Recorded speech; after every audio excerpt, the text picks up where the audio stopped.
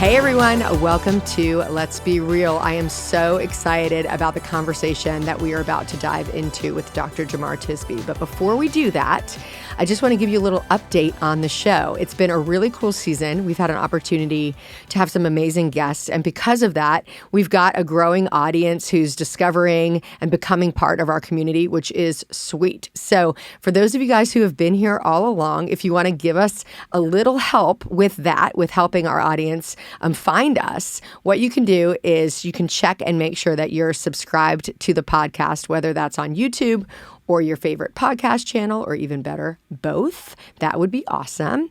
And if you are like an OG here and you've been here forever, here's a weird hack that will actually help more people find our community. You can unsubscribe and then resubscribe. Just like click. If you just want to be part of hijacking the system for the day, if you're a rebel like me and you're like, yes, I love a loophole, then just unsubscribe and resubscribe. And we don't know how it works, but basically I think that makes the audience it comes back into people's feed or into their interest stream with our most current work and the stuff that we've been talking about and the guests that we've been having. So you guys are the real deal. You're my favorites. That's why the only reason that we do this show is because of this community and because of the feedback that you guys give me. And we want to just keep bringing you great content. So anytime you can shoot me an email, Nicole@NicoleEunice.com, or just send me a message over any social platform and we will find it there. I would love to help you with your sticky issues or take your guest suggestions, etc. Okay, so we're about to get into this conversation with Dr. Tisby. It is so powerful, and I want you guys to know just my backstory with this conversation around race and religion in America. This has always been a little bit in the background of my own story, but I think particularly in the last 3 years, for many of us, this has been a huge reckoning in America. The Ahmaud Arbery murder, just for whatever reason, that was my moment where it hit me very deeply that I want to look back on my life and make sure that I've done what I can to be educated, to be a part of whatever God is doing in bringing reconciliation and justice to our own country, and particularly to my own city here in Richmond, Virginia. It mattered to me because I'm raising my children here in the South, in the former capital of the Confederacy. It matters to me because I care deeply about justice and equity, like so many of you do as well. And a huge part of that education process for me was reading Jemar Tisby's book, The Color of Compromise, and really a brilliantly written, concise commentary on the interaction and interplay between racism in America and the rise of the American church.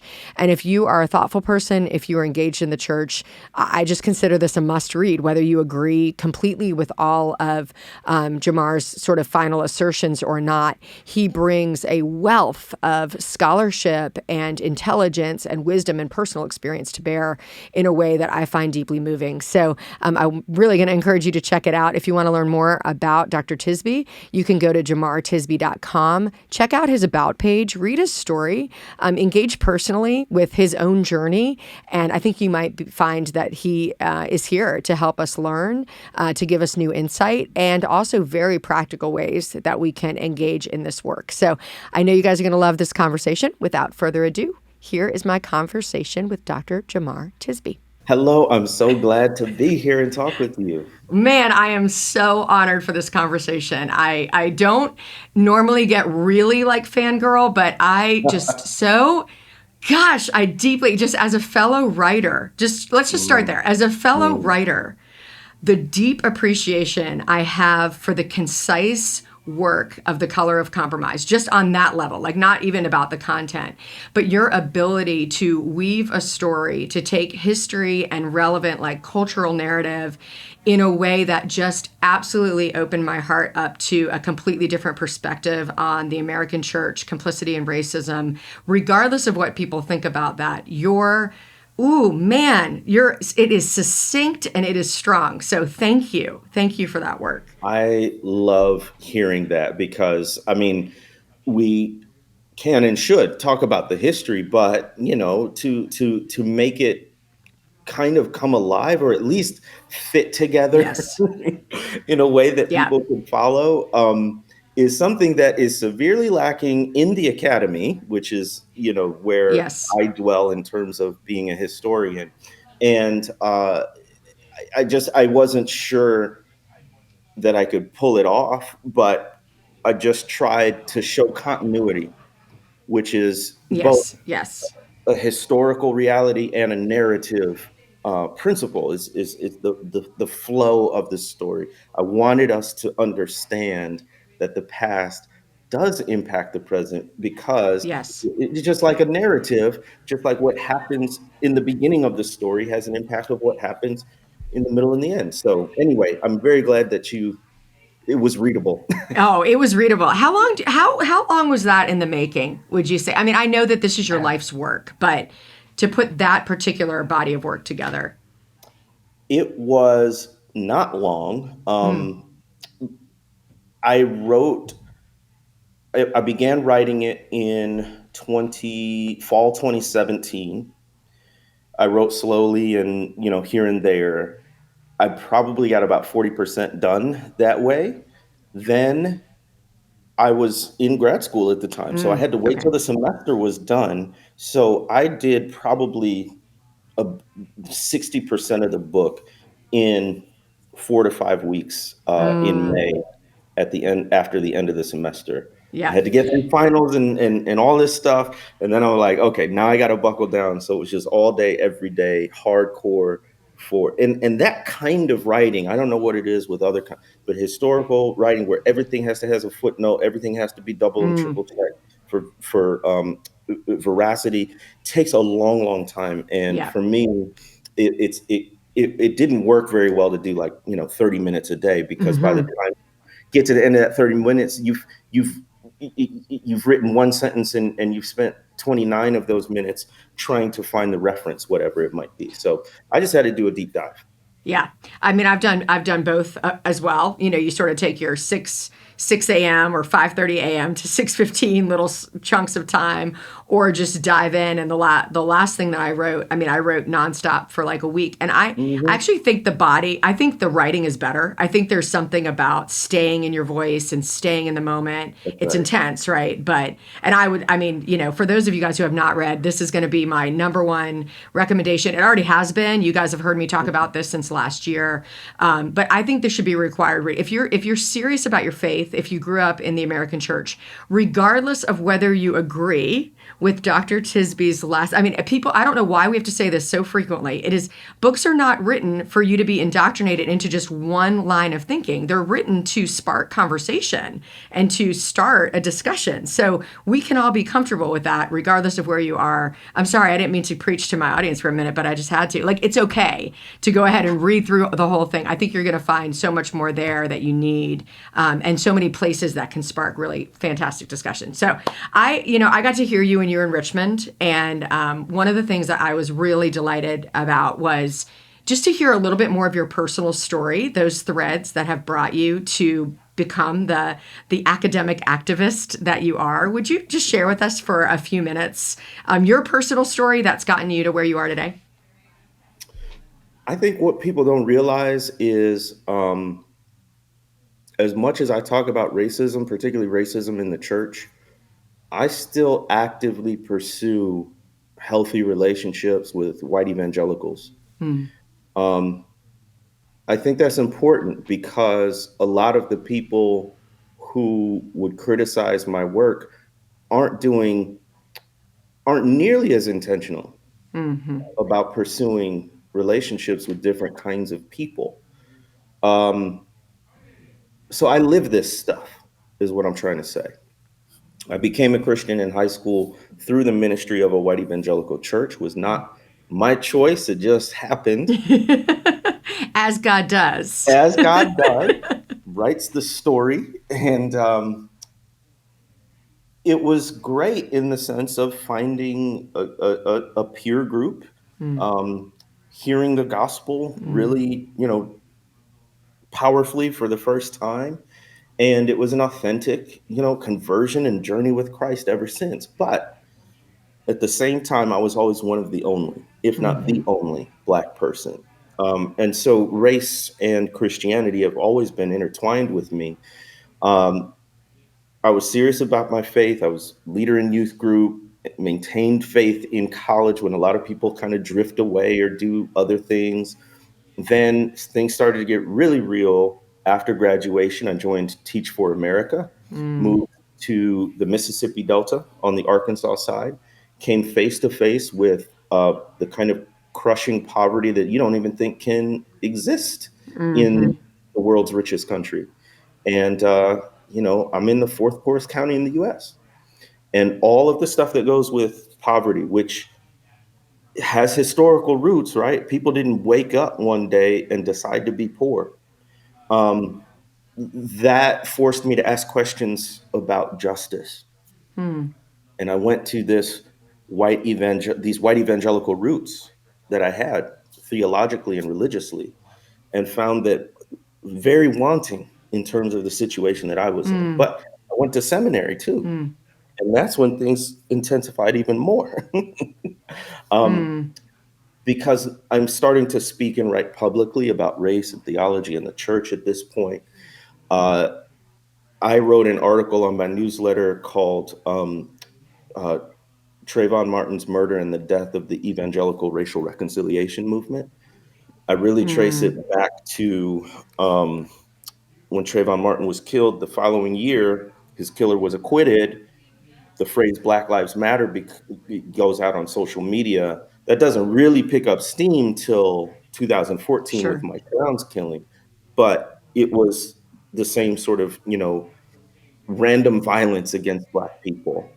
And when I Mm, started talking about that, I mean, these Christians, most of whom were white, just had no category for it, and mm, either reacted with outright resistance or frustrating kind of apathy. And from there, it just, I mean, it intensified from Trump and his rhetoric around race to the Black Lives Matter movement. Um, mhm, we're seeing this string of cell phone videos of Black people being brutalized, to the Emmanuel Nine, to the Unite the Right rally, all of these things that we don't even remember anymore because so mhm, much happened. But it was this concentrated period of really revealing where we were as a nation and as a church in terms of race relations. mm. Can we go back for a moment to what you said about, okay, Trayvon Martin, this stuff starts happening. You grew up in this white evangelical context.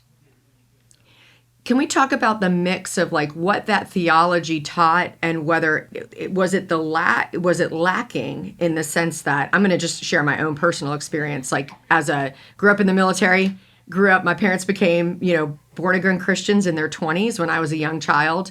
So I grew up in a very highly nationalistic, militaristic, evangelical, that was like the height of the evangelical movement in the military.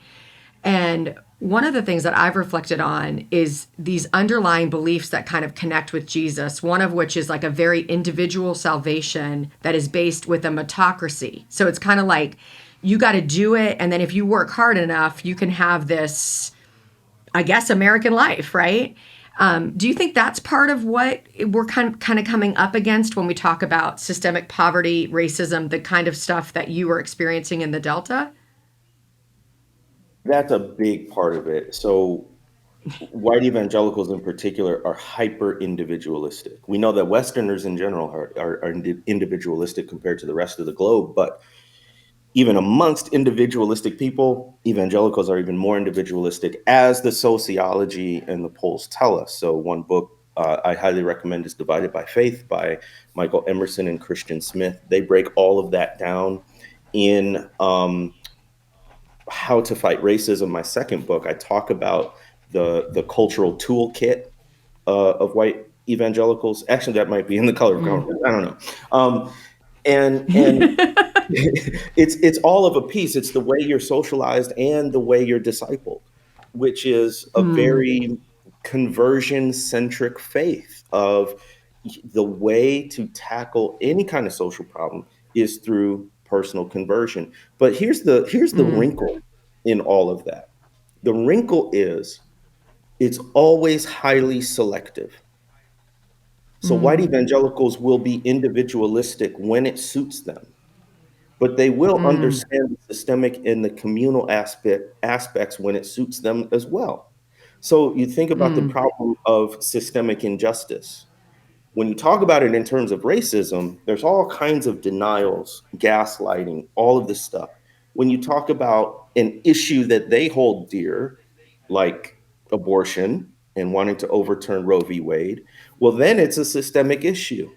Then it's not a matter of Mm, one person's individual choices. Oh, we have to change the laws. We have to change the policy. So you mm, see how that works. White evangelicals get it when it suits mm-hmm, them, but particularly on the issue of race. Oh boy, that then becomes the issue. Almost stands out singularly as the issue where none of those other rules apply. mm.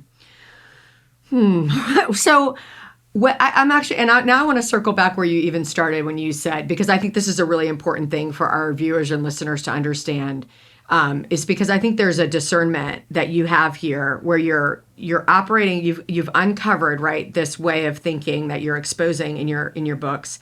Yet you're also maintaining relationships with white evangelicals. You have obviously that's the roots of your personal faith.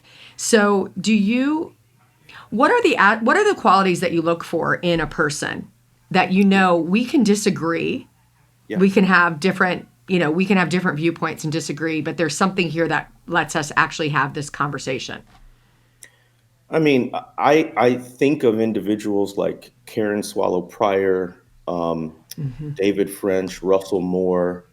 These are Christians who are by and large conservative, both theologically and politically, who I would disagree with, I'm sure, on some important matters. But it's more about two things. One, it used to just be one thing, humility. Now it's two Mm-hmm. things. It's Mm. humility and commitment to the truth, Mm. right? So I'll talk to anyone, in particular, any white Christian, if there is a willingness to listen, be persuaded, learn. It doesn't always mean we'll come to the same conclusions, but there's not this Mm. combativeness of I'm right, you're wrong, or at least, your experience or perspective holds less weight than mine and what I know. Mm-hmm. Mm-hmm. That's Mm-hmm. for me the line, right? Like I'm not offended by ignorance per se. I think there is, to an extent, a culpable ignorance because by now we got a lot of information accessible to us very easily. So if you don't know, it's Yes. because you haven't tried. So, Mm-hmm. we have to take ownership on that level, but not knowing in and of itself is not the main issue. It's more about do you hold your ignorance with arrogance?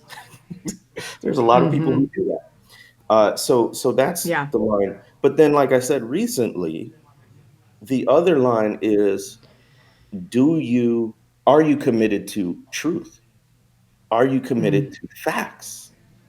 Because right now we're dealing with so many people who literally are believing conspiracy theories, Mm-hmm. who in the face of incontrovertible data, refuse to believe the science, refuse to believe the election wasn't stolen, refuse to believe that racism continues to be a broader problem beyond just personal attitudes. Mm-hmm. And for those folks, it's they're ideologically committed to a belief system that makes reasonable communication almost impossible because we cannot agree on reality. Right. Right. That to me is the most devious work of, whether you agree, if you're listening and you agree with spiritual forces or not, like the devious work of not being able to find a commonality around truth, is just a somewhat disheartening, but also like fascinating as like a social cultural That's right. phenomena that Yep. we're in. Thankfully, we know that we can. I do believe that like this is a long walk of obedience that we're in, and I am curious. You've been obviously you're embodying this work, of course, as an African American living through this world, right? But you've also embodied the work before the kind of tidal wave of the most recent wave. I'll say, let's go with 2020. Mhm. From George Floyd till now. Good. And when you think about where we are, what chapter would you add to your book? I know you're continuing to write and you're continuing to bring. Is there anything that you would change in that work, or anything that you wish was like an additional chapter for where we are in history today? I just love that question. I'm always thinking as a writer of revising. And I will say that one of the things that makes tackling racism so hard is because the landscape is constantly shifting. And Yeah. it doesn't even shift at a constant pace. The shifting and the changes is even faster now.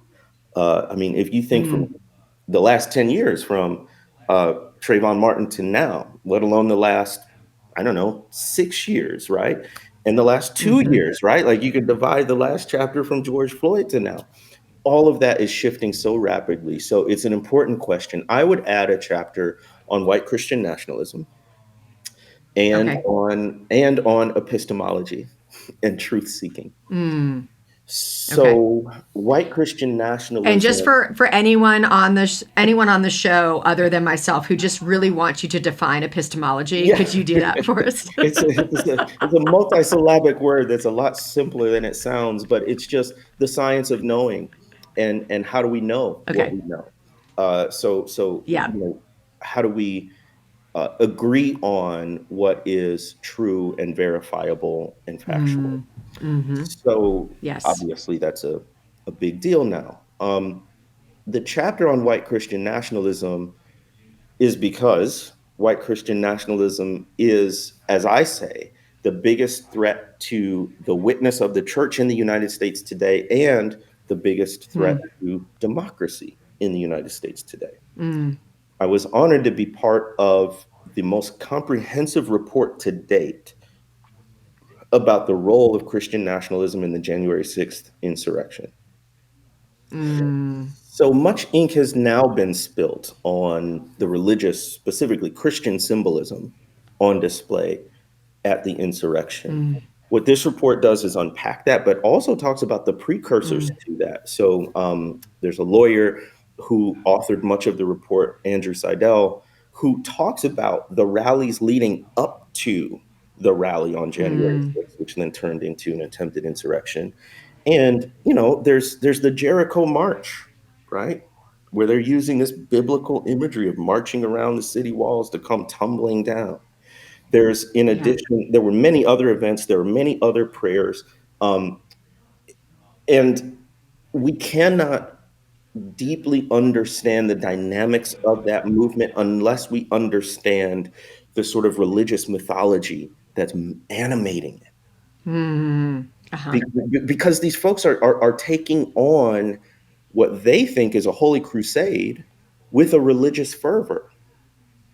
Yeah. And we have to understand the vectors that these ideas are being spread, which is in the churches. Mm-hmm. Churches are the biggest spreaders of white Christian nationalism, along with a certain media ecosystem, right? Mm-hmm. So I Mm. would talk about that. And as a matter of fact, I gave a paper at the Conference on Faith and History recently, connecting the religion of the lost cause, which arose after the Civil War to explain the South's Yeah. defeat and romanticize an antebellum South. And I connected that Mm. with present day white Christian nationalism as the legacy Mm. of that kind of belief. So Mm. there's a historical continuity there as well.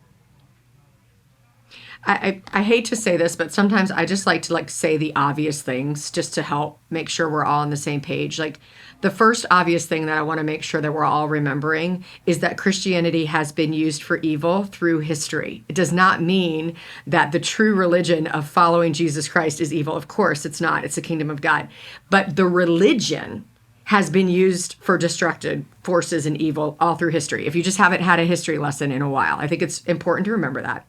The second is when I listen to you, one of the things I want to invite people to be is curious about why they might feel threatened by what you're saying. Like if it sounds like, oh no, that can't be true, or that's not my America, or whatever, maybe ask yourself what's behind that. Like what feels so scary about this conversation to you? Like where do you fear that this would go? Because so much of this, to me, narrative is incredibly fear-based.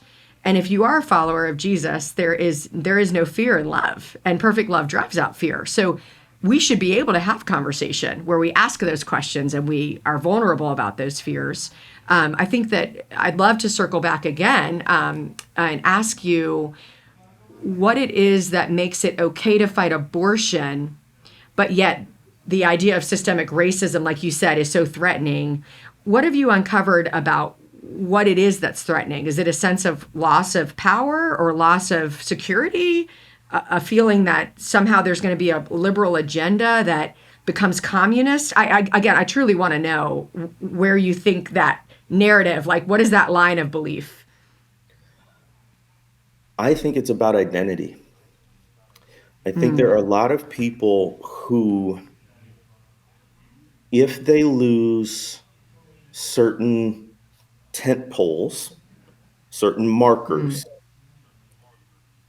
in the culture, in politics, if those fall, move, change, they don't know who they are anymore. So name your issue. It could be Supreme Court justices, could be LGBTQ plus issues, it could be abortion, whatever it might be. By the way, all of Prayer that, in schools, prayer in schools, CRT, right? We can name all these things, right? all of those things have a history, by the way. So in The Color of Compromise, you can guess the part where people really push back on the history that I'm telling. It's not whatever happened with the Civil War mostly. It's not that lynching was bad. They'll agree with that. When I started talking about the rise of the religious right in the 1970s, that's when people really take issue. Because now, again, it's identity. These are my Okay. spiritual heroes. These are my political heroes. These are the messages I've literally grown up with in church, on the news, from my peers, from my mentors. But here's the thing, because if somebody's listening and that's their experience, they're just going to think that's right. And I'm wrong. I'm liberal. I'm this, that, the other. Here's the thing, counterpoint to all of that, look at the Black church tradition. Here's the pernicious effect of segregation. Remember that phrase, 11 o'clock a.m. is the most segregated hour? Yeah. Here's what happens, particularly for white Christians. They have almost no meaningful exposure to how God's other children experience the world and understand their faith. So these are Christians. Look at the demographics. Black people are the most religious, the most Christian in terms of numbers and percentages of any racial demographic group. Right? We are your brothers and sisters in the Lord. And yet, our list of priorities on justice issues or political issues is very different. Yeah. And our understanding of how racism operates is very different. So you don't have to take my word for it. All I say is the pandemic accelerated churches being online. Visit half a dozen Black churches over the course of a month and a half. Just tune into some sermons Yeah. and hear what Black Christians are saying and how we understand these issues. I said a whole lot. That is an Sorry. incredible, no, I mean, that is such an incredible takeaway, because when we started using this platform for more of a space for these kind of consistent conversations, some people would reach out to me and say, I really am interested in changing and growing. I literally have no Black friends. I don't know what, they were earnest in their desire, and they were hearing me say, nothing will change you more than a personal relationship. So I had not thought about the fact that you could, if you want to just, right, like if you're going to put this much passion into what you believe to be true about right now in America and everything, maybe just put like 10% of that passion to exploring the counterpoint, and maybe go to, even 3 or 6 services and just explore your own identity of like, what is it that comes into your mind? Because if you want to expose some unconscious bias, start to like put yourself in situations and listen to what happens in here. I was just talking with a friend of mine, African American friend, who said that she has a new friend. There was one from Poland, one from Ghana, who are telling her their experience of what they believed about African Americans based on the media Wow. before they came to the US, Yep. and how they're experiencing just African Americans so differently than on the media. So that's cool. Maybe open your mind and say, yeah, when you think of the idea of a black person, you don't have a friend, what are they dressed in? What do they look like? What image you'll experience? I am deeply impacted by a media, by a world that is shaping me to believe perhaps certain things about a whole people group that I might not even have one friend. So what if we just were able to move forward a little bit in that way? So I love that opportunity, that invitation that you're making to our audience today. We'll give people some leads. Like, I don't know where to start. Who do I listen to? We will help you. Yes, we'll help you. Yeah. My Yeah, I'll co-host drop on some in the show notes. yeah Yeah, my give me co-host some. on I'd love Pass to the hear some. Mic is Tyler Burns. Okay. All Nations Worship Assembly in Pensacola, Florida. Okay. Tyler Burns. Uh, Nice. Micah Edmondson is a black church planter in Nashville. He has a Koinonia church. Micah Edmondson. Okay. Certainly, you could actually learn from folks who came before. So here's the thing, Nicole. It gets me every time. Martin Luther King Jr. is the most recognizable civil rights leader of the past century. Most people have never read a book he wrote. Most people have Yeah. never even read Letter from Birmingham Jail, which is not even book length. So if book is intimidating, read Letter Yeah. from Birmingham Jail. You don't even have to Yeah. read it. We have an episode on our podcast where Tyler reads the letter, right? So Linked. We will link it. so I'm just saying, like, there are so many resources, and I truly believe the counterpoint to white Christian nationalism is the black Christian tradition, which arose specifically in response to racism, particularly within the church. So if you want to see a Christianity that is staunchly opposed to racism, and I'm not saying it's perfect. It's made up of people, which means there's sinners, which Sure. means there's flaws. But Sure. particularly on how we deal with racial issues, there's a lot to learn and there's a lot of resources. That's awesome. Okay, I want to ask you, I'm going to ask you for some personal coaching if that's okay. Sometimes on the show, I'm just like, I just want to ask. So I'm raising teenagers. I love them deeply. What a world to have Gen Z generation in my home. One of the things I'm experiencing, which is a little bit of a teenage type thing, but I would love your counsel, is this huge pendulum swing, which is, okay, all of this is good, all of this is bad. And there's like this lack of ability to get to the gray. So there's a sense that like everything that came before is wrong and racist and and it's not. In some ways I agree, but we're living here, and you just were in Richmond, Virginia. You've got some videos out about the monuments. When you think about the idea of throwing out a whole tradition, you came into your faith through the white evangelical culture.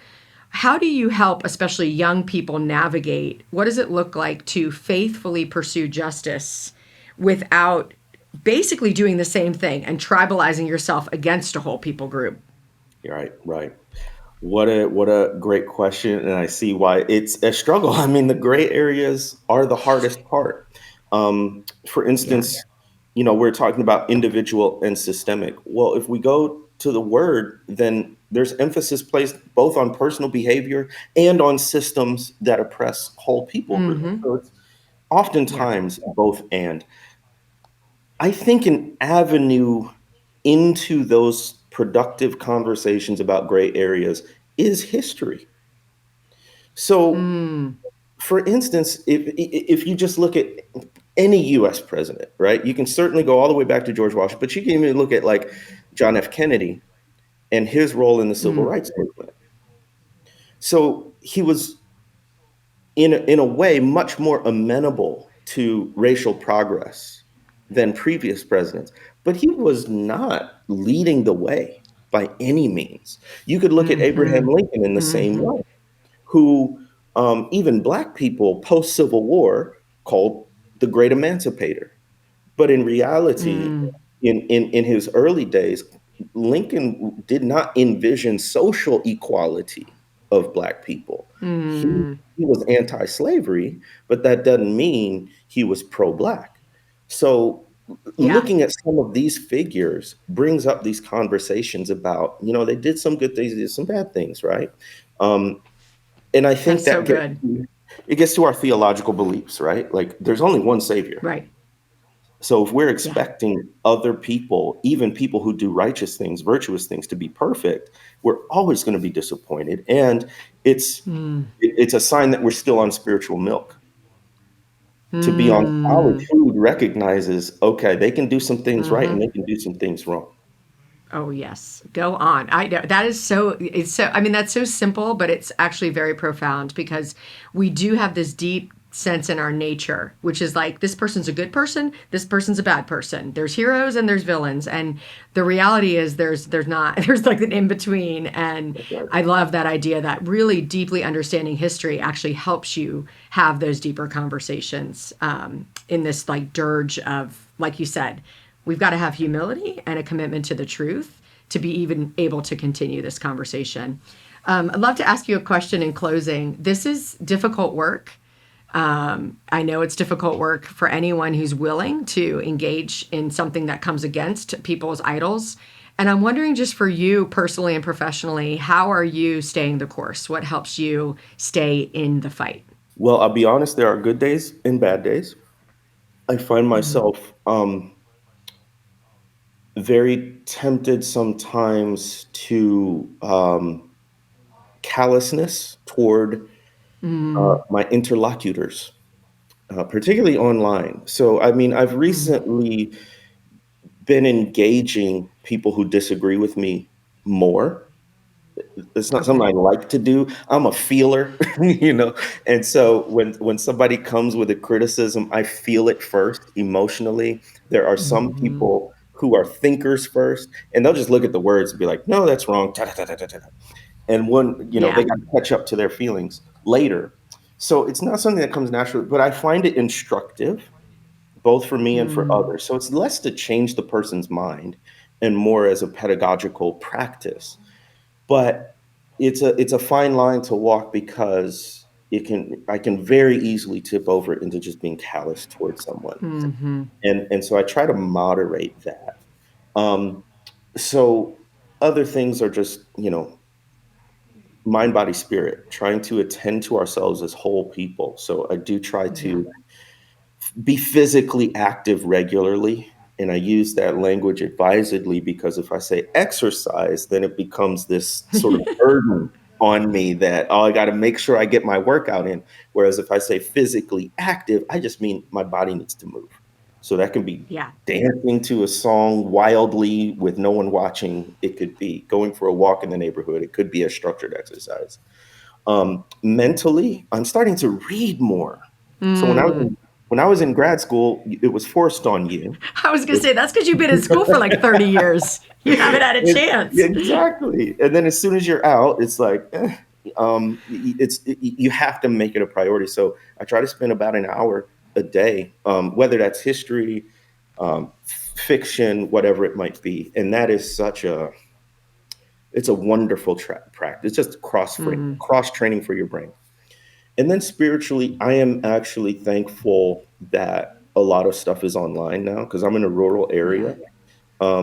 It's really helpful. So there's daily devotionals, things like that. My friends at Truth's Table, they're actually reading the Bible to you 15, 20 Mm. a day. And that can be just a great spiritual practice to listen through. So I'm not I going to love that. pretend like I've got it all figured out. There's also therapy in there Yep. to help unpack some of these. We've been through trauma after trauma as a nation with the Hmm. pandemic, Yep. but also looking at some of the tragedies that have occurred, whether school shootings or police brutality, and then the individual level, the stuff that we've been through. My goodness, there's a lot Yeah. to work through that we would be well advised to get a trained professional to help us do that. Absolutely. Gosh, that's such a good word. It's one of those things where I feel like we just can't hear it enough. I think that we can elevate our leaders and our thought leaders like you, and we need to remember we're all human beings who are experiencing, we're fragile beings, in a difficult world. And God's given us a lot of these tools to stay embodied, to not just like be a floating head, disconnected from your body and your soul. And so those are good words for us. Hey, Dr. Tisby, if we want to stay in touch, what's the best way for us to stay in the conversations that you are starting and facilitating in this world right now? Stirring up trouble, hopefully good trouble. or agitating. The best place to keep up is at my newsletter, which is jemartisby.substack.com, jemartisby.substack.com, or you can visit my website, which is just jemartisby.com, and that has links to Awesome. my books, the newsletter, and speaking requests and all of that good stuff. That's awesome. Oh man, that is so good. This has been so deep and really, really helpful in this short amount of time. And I'm so grateful for your time that you've offered so generously to us, and just praying blessing over your work, that you would continue to feel confirmed in your calling, and that God would give you just enough light for that next step, as he often does. Well, thank you so much for your great questions and the wonderful opportunity. Thank you.